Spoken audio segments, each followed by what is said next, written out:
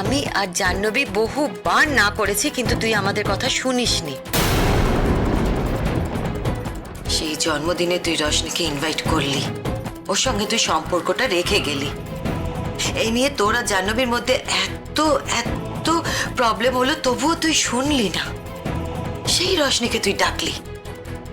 আসলে রশনি তো তোর ডাইরেক্টলি কোনো ক্ষতি করেনি, তুই তো রশনির জন্য কষ্ট পাসনি, তাই না? পেয়েছে তো জাহ্নবী। রশনি জাহ্নবীকে এতগুলো লোকের মাঝখানে নাচ করতে বাধ্য করেছে, ওকে বিক্রি করে দিয়েছে। তারপর নিজের গুন্ডাদের দিয়ে ওকে মার খাইয়েছে, ওর মাথায় গুলি লেগেছিল। ও একটা অন্য পরিবারে গিয়ে এত বছর থেকেছে, সেখানে নিজের চোখের সামনে নিজের ভালোবাসাকে অন্যের হয়ে যেতে দেখেছে। সেগুলো একটা মেয়ের পক্ষে সহ্য করা কতটা কষ্টকর সেটা তুই বুঝবি না, কারণ তোর জীবনে তো এগুলো হয়নি।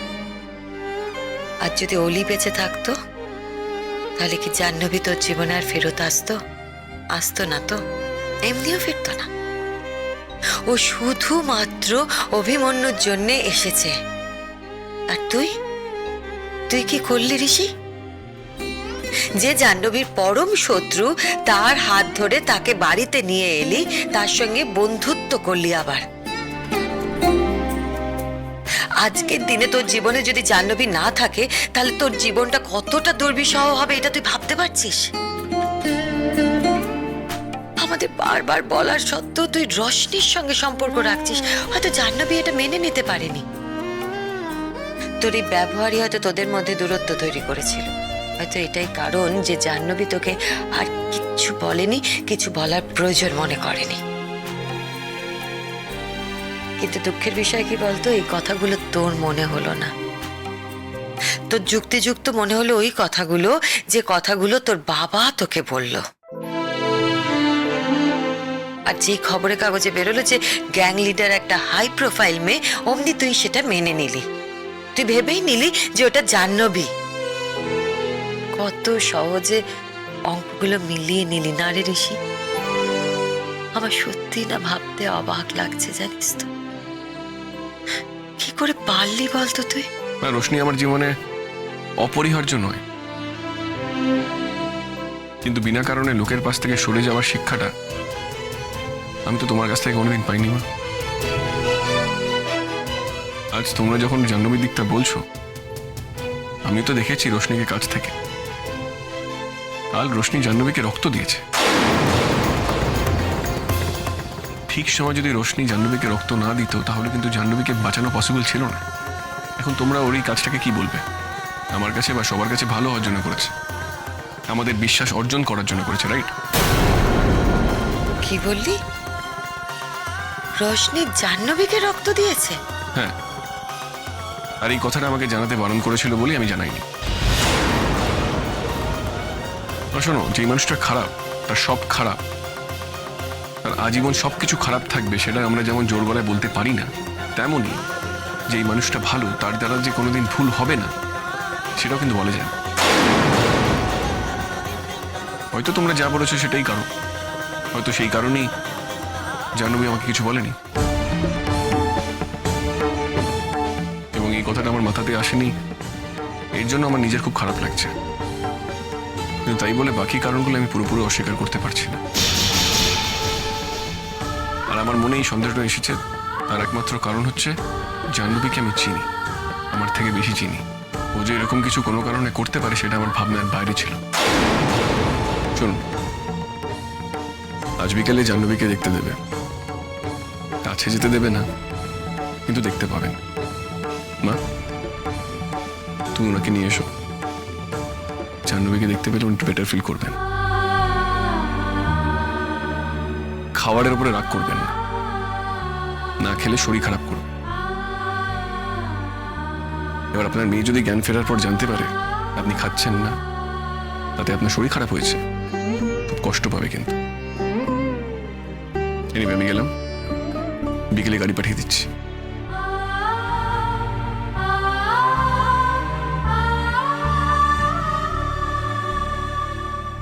ভাই, একটু খেয়ে নাও এবারে। হুম, বিকেলে তো যাবো আমরা জাহ্নবীকে দেখতে, ঠিক আছে?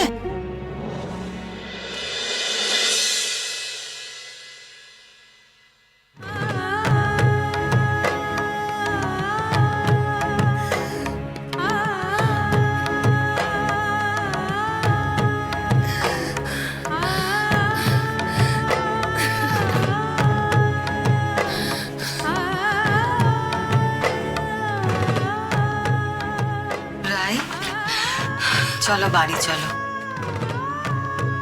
রাই, আমাদের তো বাড়ি যেতে হবে রাই, চলো। প্লিজ চলুন।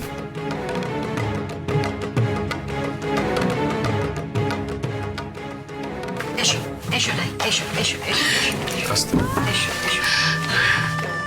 তোমাকে তো বাড়ি যেতে হবে রাই, বাড়ি গিয়ে তো তোমার ওষুধ খেতে হবে, তোমারও তো শরীরটা ভালো না, তাই না রাই?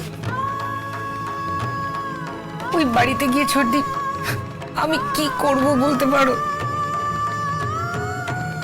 মানে যা হয়েছে তার জন্য রিলি সরি। আমি আপনার কাছে ক্ষমা চাইছি, আমার সব কথা আপনাকে বলা উচিত হয়নি। কতবার আর কতবার ভুল করবে ঋষি? আর সেই ভুলের মাসুল আমার মেয়েকে গুনতে হবে। আর কতবার করবে বলো? আচ্ছা, আমরা এইসব কথাগুলো তো বাড়িতেও বলতে পারি। তাছাড়া এইসব কথাগুলো তো আগেও হয়েছে। তুমি বারবার ভুল করতে পারো, আর আমি কথাগুলো বারবার বললেই দোষ হয়ে যায়, তাই তো? না রাই, দোষ হয় না, সত্যিই হয় না। কিন্তু এখন এই কথাগুলো এখানে বলে কি কোনো লাভ আছে? নেই তো, তাই না? ছোটদি, এখন লাভ ক্ষতি হিসেবটা গুলিয়ে যাচ্ছে গো। মেয়েটার কাছেও যেতে পারলাম না, কতদিন পর মেয়েটাকে দেখলাম, তাও দূর থেকে। আমার আর কোথাও যেতে ভালো লাগছে না। আমি বড় এখানে থেকে যাই, তোমরা যাও। এখানে কাছাকাছি থাকলেও মনে হবে মেয়েটার কাছে আছি। মেয়েটাকে এই অবস্থায় আমিও দেখতে পাচ্ছি না রাই, আমিও দেখতে পাচ্ছি না। সারাটা জীবন বুক দিয়ে আগলে রেখেছিল এই সংসারটাকে জাহ্নবী, আর ওকে ওকে আজ আগলে রাখার মতো কেউ নেই। মা, ঠিক বলছি ঋষি, আমি তুইও নেই ঋষি।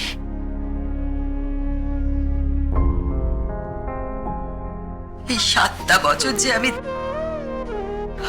জাহ্নবীর কাছে ছিলাম না, আমি আর রাই সারা দিন এই আলোচনাই করতাম যে তোর আর জাহ্নবীর কি করে আবার বিয়ে দেওয়া যায়, তোদের দুজনকে একসঙ্গে করা যায়। কারণ আমরা মনে করতাম যে তোরা একজন আরেকজনের জন্য জন্মেছিস, একজন আরেকজনকে ছাড়া তোরা ভালো থাকতে পারিস না, তোরা বেঁচে অমৃত। কিন্তু আমি ভুল ঋষি, আমার মনে হচ্ছে আজকের দিনে আমি ভুল করেছি। সেটা এটা তো ভালোই ছিল, তোকে ছাড়া সম্মানের সঙ্গে বেঁচে ছিল। হ্যাঁ, ওর জীবনে ভালোবাসা ছিল না, এটা ঠিক, তবে এটা অনেক সম্মানের সঙ্গে বেঁচে ছিল। এখন তো মনে হচ্ছে ওর আগের জীবনটাই অনেক বেটার ছিল, সম্মানের সঙ্গে বেঁচে ছিল মেয়েটা। আমরা তো সংসারী মানুষ, যেই পরিবেশে থেকেছি সেখানে ছোট থেকে দেখে এসেছি যে মেয়েদের একটা বয়সের পর বিয়ে করে সংসার করতে হয়, বাচ্চা মানুষ করতে হবে। এটাই তো মেয়েদের জীবন, এর বাইরে তো মেয়েদের জীবন নেই। আমার জীবনে এত ঝঞ্ঝাট, কত কষ্ট করে কাজ করে মেয়েকে লেখাপড়া শিখিয়েছিলাম, তারপরও মনে হতো যে কোথায় যেন কি একটা ফাঁক আছে। আমি যতই চেষ্টা করি ওর বাবা মা দুটোই হয়ে উঠতে, মনে হতো পারছি না। যদিও জাহ্নবী কোনোদিন এই কথাটা আমাকে বুঝতে দেয়নি, ও সবসময় বলতো যে আমি ওর প্রেরণা, আমার কাছ থেকে এরা কেউ শিখতো যে একটা মেয়ে চাইলে কি না করতে পারে, তবু আমার কথাগুলো বিশ্বাস হতো না। যখন ওকে বলতো, মা আমি বিয়ে করব না, আমি চাকরি করব, নিজের পায়ে দাঁড়াবো, তখন কথাগুলো ভালো লাগলেও কোথাও গিয়ে একটা কষ্ট থেকে যেত। মনে হতো ওর জীবনের আসল সুখটা থেকে বঞ্চিত থেকে যাবে। কিন্তু আজ মনে হয় জাহ্নবী যদি ওর ওই জীবনটা বেছে নিতে পারতো, তাহলে অনেক বেশি সুখে থাকতে পারতো। তোমার সঙ্গে বিয়ে করাটাই ছিল জাহ্নবীর সব থেকে বড় ভুল। আমি জাহ্নবীকে ভালোবাসি। হ্যাঁ, আমি ওকে সন্দেহ করেছি, কিন্তু ওর পিছনে একটা কারণ ছিল। জাহ্নবীকে সন্দেহ করার কোনো কারণই থাকতে পারে না ঋষি। জাহ্নবীকে সন্দেহ করা যায় না, কারণ জাহ্নবীর মতো মেয়েরা ভুল করে না। ছোটদি, আমি আমার মেয়েটাকে ফিরিয়ে নিয়ে যেতে পারবো তো ছোটদি? আমার খুব ভয় করছে, আমার মনটা খুব ডাকছে ছোটদি। কি বলছেন? জাহ্নবী ঠিক হয়ে যাবে, ওর কিচ্ছু হবে না। আমি ওর কিছু হতে দেবো না, ওকে বাড়ি নিয়ে যাবো। কিচ্ছু দেখবেন? হবে না রাই, কিচ্ছু হবে ডক্টর না। আসছে। Excuse me doctor. উনি হচ্ছে জাহ্নবীর মা। জাহ্নবীর সঙ্গে দেখা হয়নি, কেবিনের বাইরে থেকেই দেখেছেন উনি। ওনার একটাই প্রশ্ন, জাহ্নবী ঠিক হয়ে যাবে তো? ডাক্তারবাবু, সত্যি করে বলুন তো, আমার মেয়ে কেমন আছে? ও ঠিক হয়ে যাবে তো? দেখুন, আমরা এখনই সেভাবে কিছু বলতে পারছি না। গুলিটা বের করা হয়েছে ঠিকই, কিন্তু ওনার একটা ইন্টারনাল ইনজুরির জন্যে ব্লিডিংটা কিছুতেই বন্ধ হচ্ছে না। আর সেটা যতক্ষণ না বন্ধ হচ্ছে বা কমে আসছে, ততক্ষণ কিছু বলাটা মুশকিল। আপনি তো মা, আপনি ভগবানের কাছে আপনার মেয়ের জন্য প্রার্থনা করুন যেন ও সুস্থ হয়ে ওঠে। মায়েদের প্রার্থনা ভগবান ফেলতে পারে না। মিস্টার সেন, আপনি আরো 2 ইউনিট ব্লাডের অ্যারেঞ্জ করে রাখুন। ঠিক আছে, আমি এক্ষুনি বেরোচ্ছি। ভেঙে পড়বেন না, পজিটিভ ভাবুন, পজিটিভ হবে। আসছি আমি, নমস্কার। আচ্ছা, আমাকে বেরোতে হবে। তোমরা তো এখানে আছো, যতক্ষণ না ফিরছি তোমরা এখানেই থেকো। হ্যাঁ ঠিক আছে, তুই যা।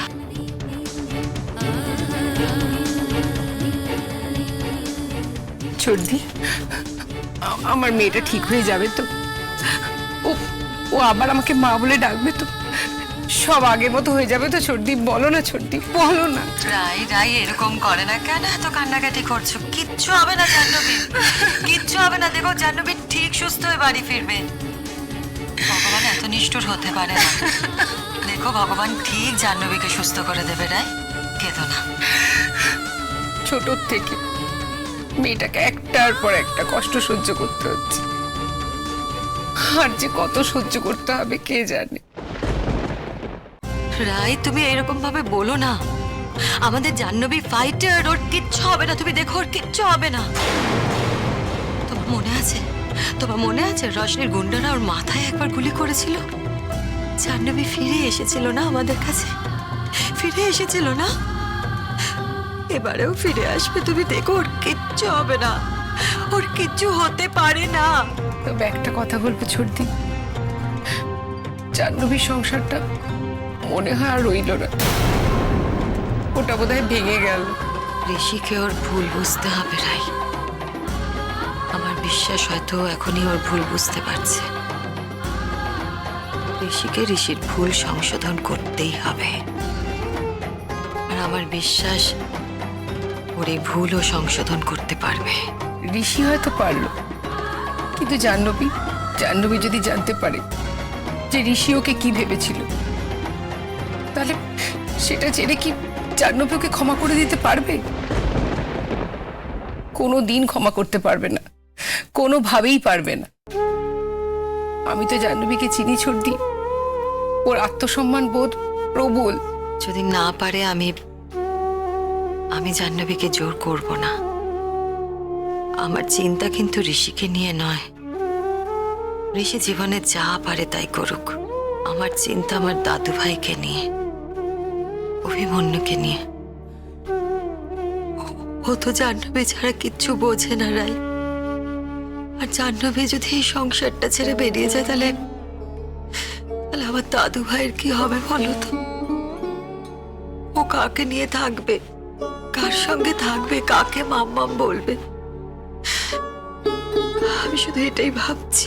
অভিমন্যুকে কষ্ট দিয়ে আমার মেয়ে কোনো কাজ করতে পারবে না, এইটুকুনি ভরসা আমার মেয়ের উপর আমার আছে। রাই, আমি আমার ছেলের হয়ে তোমার কাছে ক্ষমা চাইছি রাই। পারলে তুমি ঋষিকে ক্ষমা করে দিও প্লিজ। চর্দি, তুমি ক্ষমা চেও না। তুমি যেভাবে জাহ্নবীকে আগলেছ, ওকে ভালো রেখেছ, তার কোনো তুলনা হয় না। তাই তুমি ক্ষমা চেও না।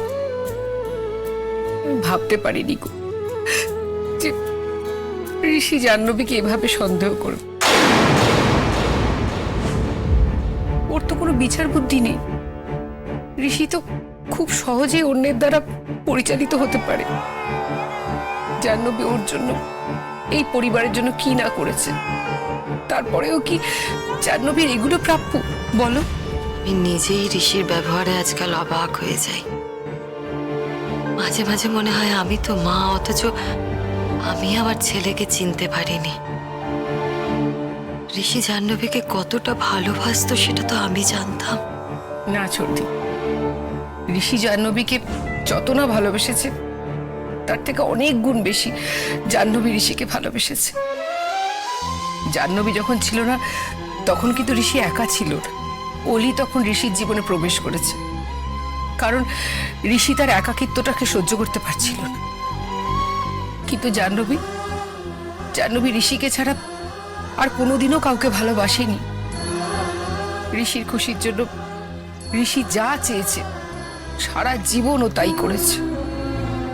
এমনকি ঋষি আর রোশনি মিলে ওর সাথে দীপ্তর বিয়েও দিয়েছিল। জাহ্নবী সেটাও মুখ বুজে মেনে নিয়েছিল। যে মানুষটা ঋষিকে তার নিজের সর্বস্ব দিয়ে দিয়েছে, সেইভাবে কি করে ভুল বুঝতে পারে ছোটদি? এই প্রশ্নের উত্তর আমার কাছে নেই রাই।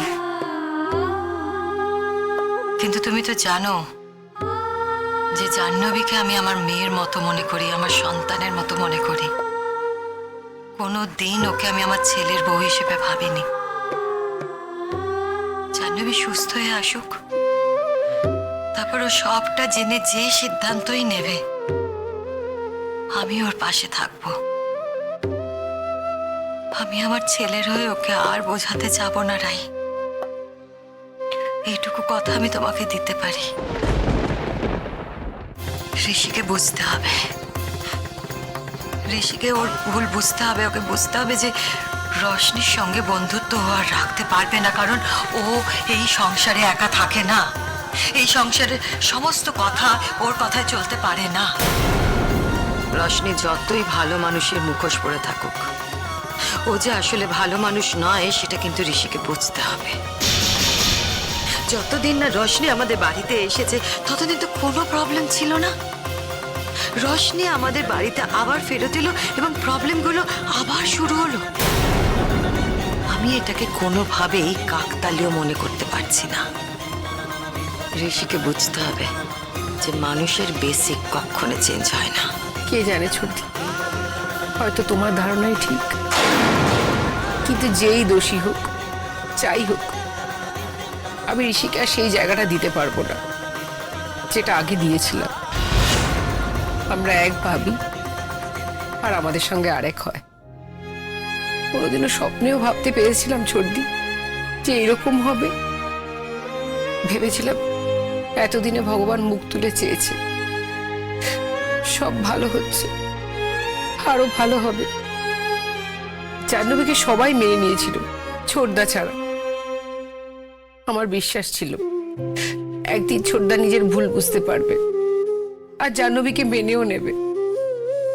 কিন্তু কি হলো, সব তো ওলট পালট হয়ে গেল। কেন জানি না, আমার খুব ভয় করছে ছোটদি, খুব ভয় করছে। কিসের ভয় রাই? বারবার নানান পরীক্ষায় জাহ্নবীকে পড়তে হয়েছে নিজেকে প্রমাণ করার জন্য। বারবারও নিজেকে প্রমাণ করে দিয়েছে, আর বারবার মানুষ সেটা ভুলে গিয়ে ওকে নতুন পরীক্ষার মুখে দাঁড় করিয়ে দিচ্ছে। এত পরীক্ষা দিতে দিতে তো আমার মেয়েটা ক্লান্ত। যদি এবার কোনো পরীক্ষা সে না দেয়, যদিও নিজের জীবন দিয়ে প্রমাণ করে যায় যে সে আসলে কি ছিল, যে ও কি চাইতো, ওর ভালোবাসা কতটা নিখাত ছিল, তখন কি হবে ছোটদি? আমি তো আমার একমাত্র মেয়েকে সারা জীবনের জন্য হারাবো। রায়